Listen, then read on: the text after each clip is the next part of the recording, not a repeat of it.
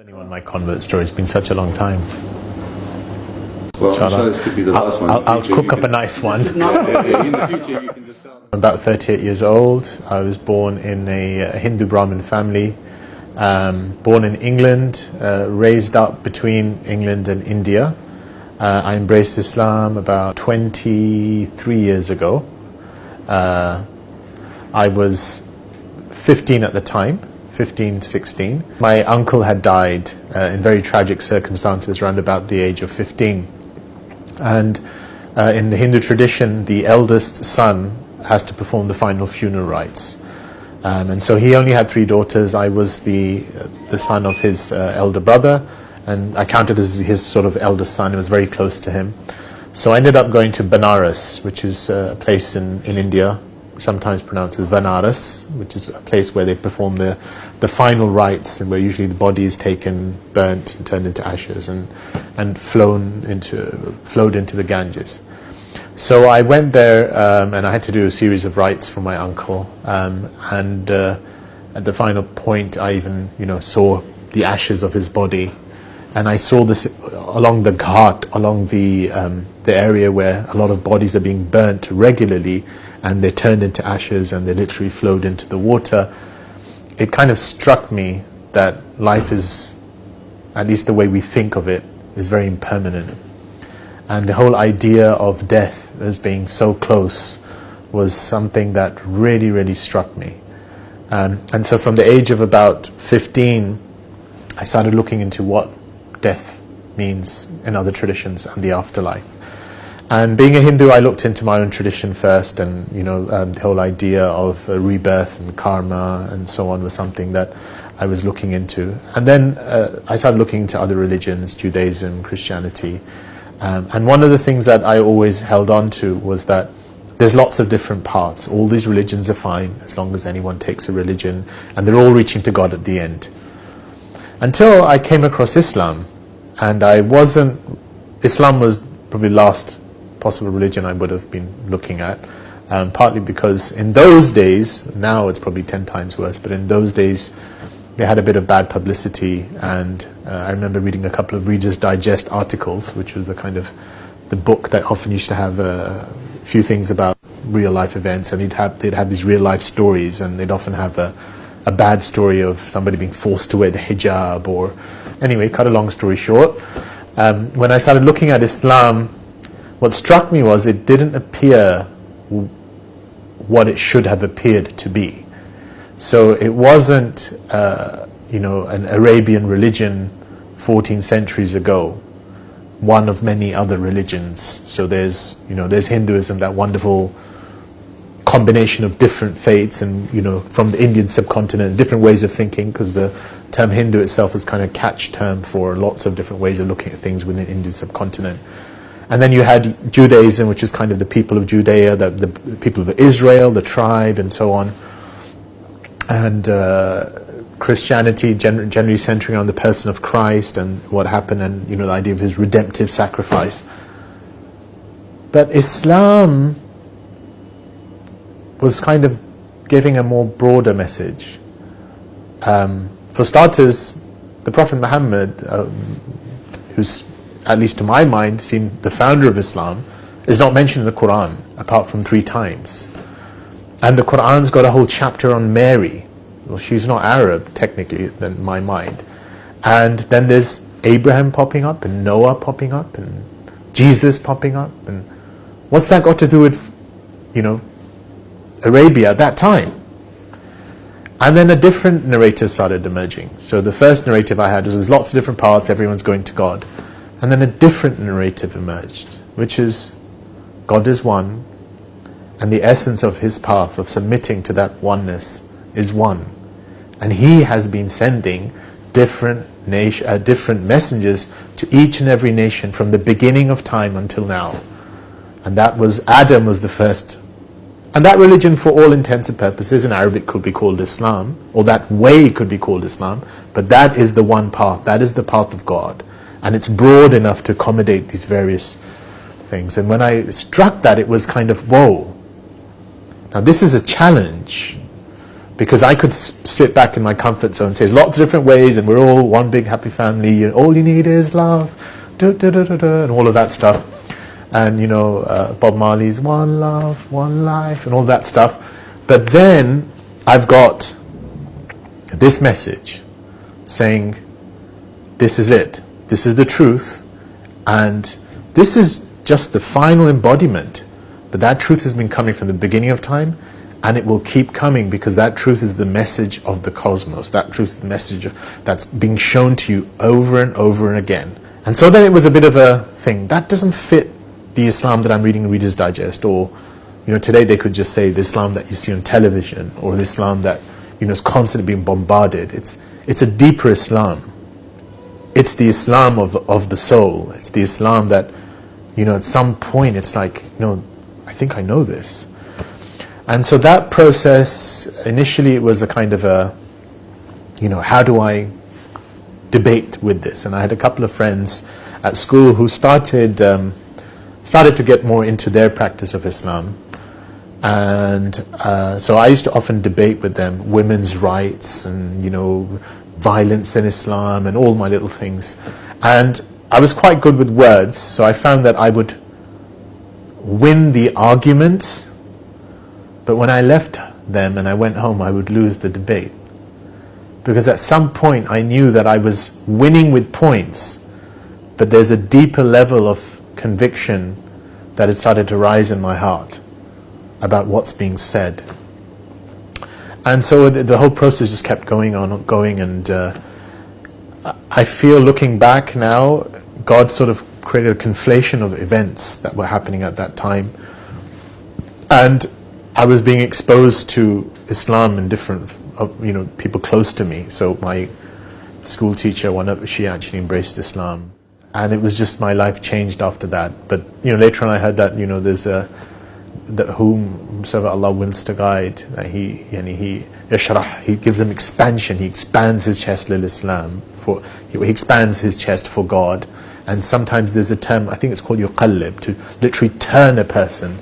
And that was my sensation. I literally felt I was turned and I was spanned, and it was like this sense of expansion. So, yeah.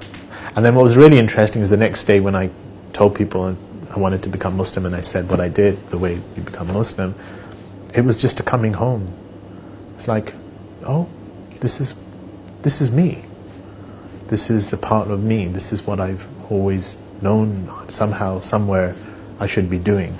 Well, during that 7-month period, I think the first part of it was sort of just opening up to, because it wasn't conscious. I don't think, looking back, I could say that I was, you know, deliberately thinking about something. It was just subconsciously, or at that time, I was realizing that I'm starting to believe. And then I think the biggest reason why there was a delay, which in hindsight I think was partly because I just didn't think it was possible. I didn't think someone born in a Hindu Brahmin family could actually become Muslim. It didn't seem possible to me. It was not something I could have entertained, because I didn't actually, I don't think I knew of any converts from Hinduism. So I couldn't imagine someone from Hinduism could become Muslim, and at least not in the background that I had. So it was a very relaxed, you know, not very strong, you know, Hindu type, but as is common to many, at least that kind of Hindu upper class Brahmin sort of environment, was it's sort of like a very relaxed identity, shrouded on, you know, like festivals, and, you know, just tight-knit family, very close, you know, well off, not many problems. And then, you know, why would you do that? Why would I convert? It was not something, it never came to me. And then even as the faith was emerging, it was sort of like, yeah, but, you know, it's kind of like growing as a seed. It sprouted. And when it was, I believe this. Now what does that entail? And when that thing happened, then it was always like, this is a bridge. And can I ever cross it? Can I ever actually take that step? I mean, you know, what would my family say? What would anyone say? And then I think what finally pushed it over was that, you know, God actually created an environment around me where I saw other people convert.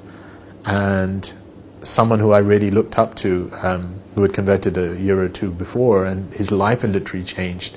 I was walking with him, and he literally looked at me and he said, "You don't know how long you're going to live. You don't know how much time you've got." And he said, "Don't you want to live your life, or at least profess, say what it is that you believe in to yourself?" There were a lot of challenges that came afterwards that, had I sat and thought about it, probably would have prolonged it a lot more than 7 months. But the fact that I took that step, from that point onwards, I found there is no way that God's support does not come. God's support in the most amazing ways. I think for a lot of converts, the real proof becomes their post-conversion stories, especially when there's so much family pressure against them. You think there's no way, just when you think it's all, I've got no way out, there's some, support coming, the most amazing ways. Post-conversion in the beginning, I mean, my family obviously had a hard time with it. I was 16-year-old. They could not understand why I would do something like that, and it took them a while to actually think there was a genuineness involved, and there wasn't a lady somewhere or some kind of drug, fueled project behind my reason for becoming Muslim. But to cut a long story short, there were a lot of trials, there were tribulations, but I did go ended up going from England to India, where my parents were residing. I was there for a couple of years. But I found within that a sweetness, and God always providing support just when it got difficult. And then through time, and I think this is something, if I had the chance to give advice to myself looking back, and also to someone in that situation, was to take things easy, to try and embody things through their character and the core of Islam, and not feel that they always need to get their point across. Because I did feel very strongly that I really wanted to convey what it was that I knew, without realizing that sometimes your actions and your state speaks louder than your words. And so there was that kind of initial tussle. But I think as my family got to know me better, and my immediate family, and time itself has a healing, is that now, I mean, it's my immediate family really, there's a real closeness. When I go there, when I visit my parents, it's like, everything is a norm. It's a norm for me to pray there. It's my identities. My mother, refers to me sometimes by a Muslim name. I go on Friday prayers, and but there is an element of respect, and my dad is always really keen on, Islamic speakers, and so there is an element of that, and I think a lot of that is kind of just through trying to just also a reassurance, just a very human level. You are their son. You are the person that they've known, and to the degree that at your core you're still who you were, and you're just trying to be more genuine in that, and what Islam's calling us to. So that's there, yeah. But there are challenges, there are social challenges, and I think the biggest thing is that each of us will probably be challenged in some way to live up. That's part of life, but there is always support of God in those challenges. Islam, I wouldn't say changed me, but is continually calling me to change, and is changing me, because Islam is truth.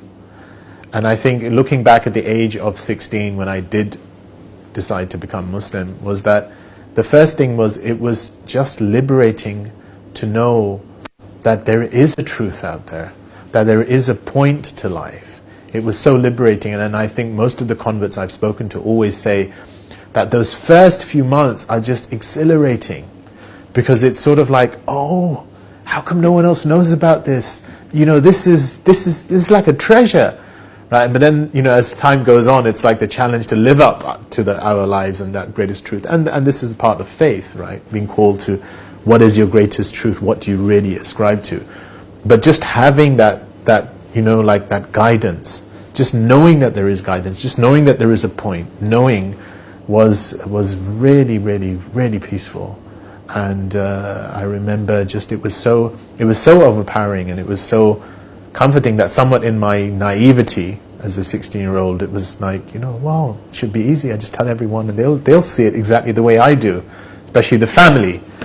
And it wasn't the case, because a lot of these things are not in our own hands.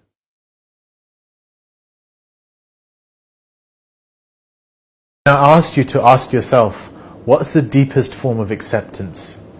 The deepest form of acceptance is the acceptance of the truth you know from your core. And that's what embracing Islam is. It's about being true to the core of what's asking for us to be accepted. Once you accept that, you'll find God comes in your life and makes things easier, and everything you thought that was impossible or otherwise something to be worried about will become possible, and you'll find a way out. That's my hope. Thanks.